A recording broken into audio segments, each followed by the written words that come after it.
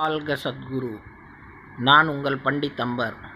கும்பராசி நேயர்களே, கும்பத்தில் ராகு வருகிறார். 7ஆம் வீட்டில் அப்படியே பார்த்தீங்கன்னா கேது வருவார். இவங்க ரிவர்ஸாக நடப்பாங்க. ரிவர்ஸ்னால் உங்களோட முன் ஜென்மத்தோட கர்மங்களை சொல்லக்கூடிய கிரகங்கள் தான் ராகு கேது. இந்த ராகு நியூ அட்டாச்மெண்ட்ஸ், புதுமையான கலைகள், விஷயங்கள்லாம் உங்களுக்கு சொல்லி கொடுப்பார். இந்த 64 கலைகளுக்கும் அதிபதி யாருன்னு பார்த்தீங்கன்னா இந்த ராகு பகவான் தான். அதே மாதிரி கேது ஞானத்தை கொடுக்கக்கூடியவன்.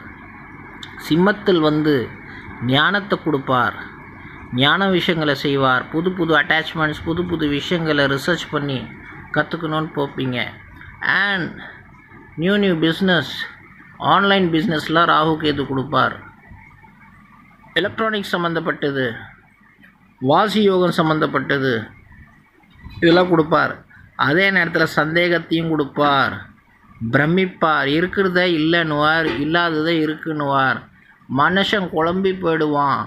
குழப்பத்திலேருந்து வர வைக்கிறதுக்கு நீங்கள் கொஞ்சம் தியானம் பண்ணுறது, ஆன்மீக வழிபாடு, ஒரு நல்ல குரு கிட்ட போய் சிஷ்யனாக இருக்கிறது உங்களுக்கு நல்லது செய்யும்.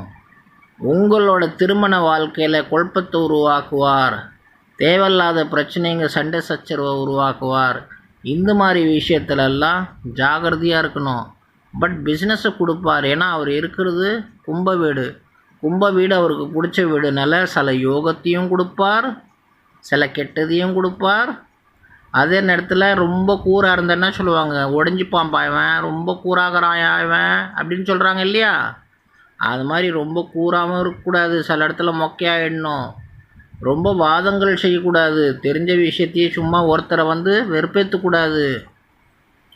இன்னொருத்தர்களை தொல்லை கொடுக்கக்கூடாது.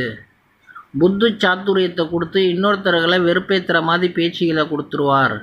சொந்த மனைவிக்கிட்டே தேவையில்லாத வாதங்கள் பண்ணி இல்லற வாழ்க்கையே நரகமாக்கி விடுவார்.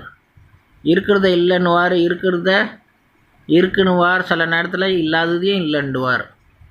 ஸோ நான் என்ன சொல்ல வரேன்னா, கொல்பி விடுறது, பிரமிக்கிறது, இமேஜினேஷன் கொடுக்கறது, அன்வான்ட் பேச்சு பேசுகிறது, இதெல்லாம் இவரோட சுபாவங்கள். அந்த கிரகத்தோட ஒரு சுபாவம்னு ஒன்று உண்டு ஒரு கிரகத்துக்கு. அந்த மாதிரி இவர்கிட்ட இருக்கிற சுபாவம் இது சாயா கிரகம். சாயானா நிழல் கிரகம். நிழல் நான் இருக்கிற மாதிரி இருக்கும். கிட்ட போய் பார்த்தா நிழலாக இருக்கும், ஒன்றுமே இல்லை. தூரத்துலேருந்து பார்த்தா கயிறு தொங்குற மாதிரி இருக்கும், கிட்ட போய் பார்த்தா பாம்பாக இருக்கும். அது மாதிரி உங்களுக்கு தேவையில்லாத